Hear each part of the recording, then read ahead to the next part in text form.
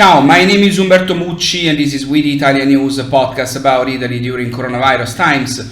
Today is Monday, May 30, 2022, and this is the last video of We the ItaliaNews on a Monday. Starting June 2022, the video and audio podcast will be online once a week on Thursdays, not Mondays anymore. Today is also Memorial Day, and please let me express all my perennial gratitude to the American soldiers who gave their life to free Italy. This is a gratitude that never expires.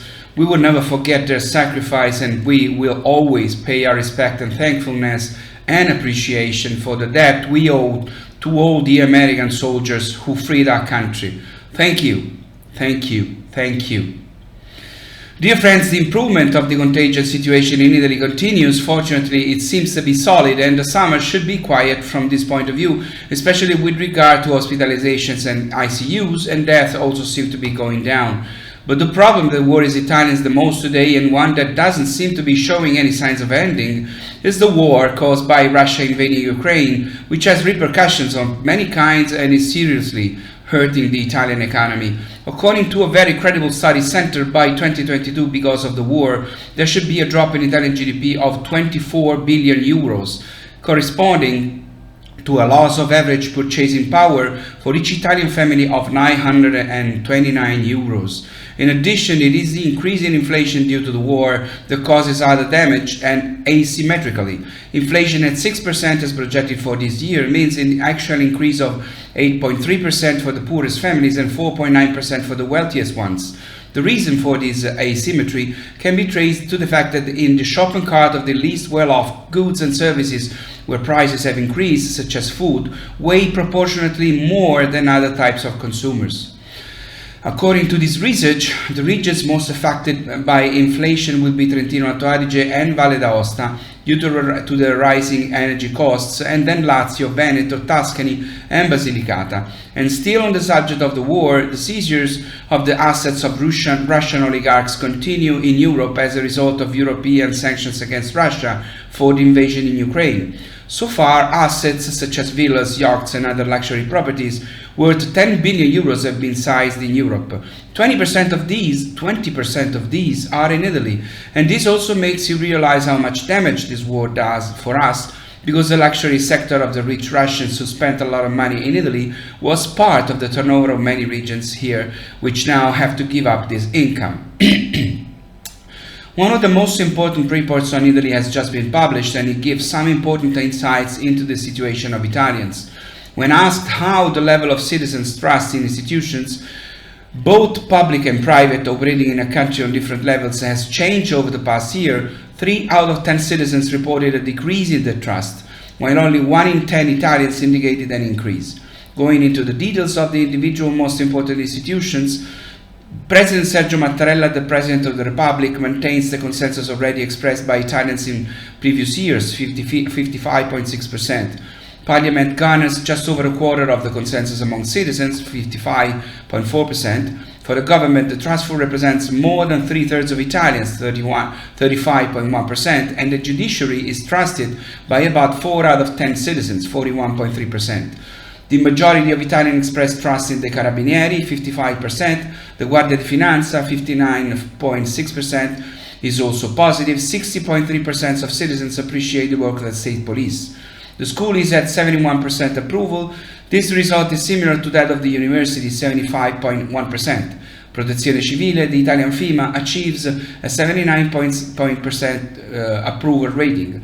The sentiment that binds citizens to the church, 54.4%, is also good. In contrast, the other religious denominations, thus different from the Catholic Church, gather 40% of the number of trusting people. Citizens were also asked to what extent they feel proud when our country achieves international recognition and success.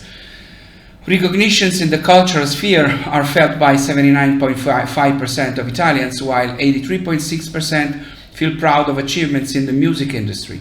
Italian films and cinema that are internationally successful arouse pride in 82.8% of cases. Victories in Olympic disciplines make 81.9% of Italians proud, while soccer successes make 72.2% proud.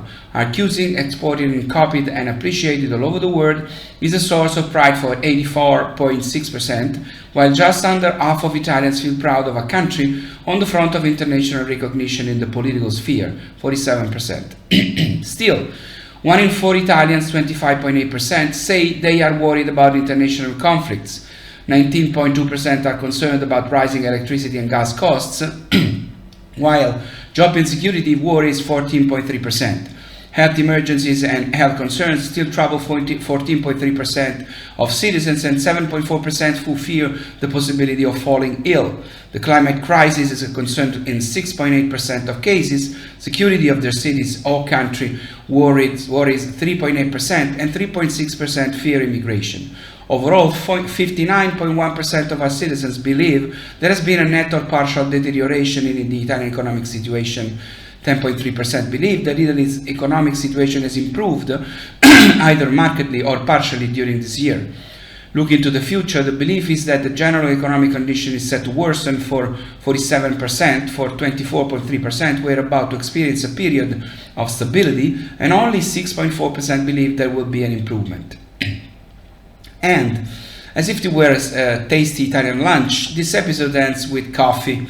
And here too we suffer the effect of inflation. The national average price of coffee in Italy at a bar today is about 1.10 euros compared to 1.038 euros in 2021.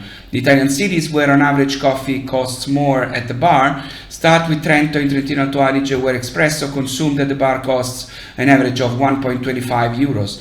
It is followed by Bolzano in the same region, and then Cuneo in Piedmont, Ferrara, Ravenna and Reggio Emilia in Emilia-Romagna, and then Rovigo, Venice, Padua and Vicenza in Veneto. The cheapest coffee in Italy is that served by coffee bars in Messina, Sicily, which costs only 0.89 euros, followed by Naples in Campania and the two Calabrian cities of Reggio Calabria and Catanzaro. So the same product costs 40.5% more in Trento than Messina. In addition, price increases are generalized, but where it has increased the most is in Pescara, in Abruzzo, plus 16%. The upward trend is set to continue in the coming months. Generating the price increases on the one hand are higher energy costs to bar owners, then passed on to end consumers through retail prices, and on the other hand increases in the costs of raw materials such as coffee and sugar. Consumers are bearing the brunt of this situation, considering that in Italy, every day, 9.3 million cups of espresso are consumed. Every day, 9.3 million cups at the bar. It's all for now, it's all for today. Please stay safe and take care. My name is Umberto Mucci. This was We the ItaliaNews. I'll see you next Thursday when it will be June.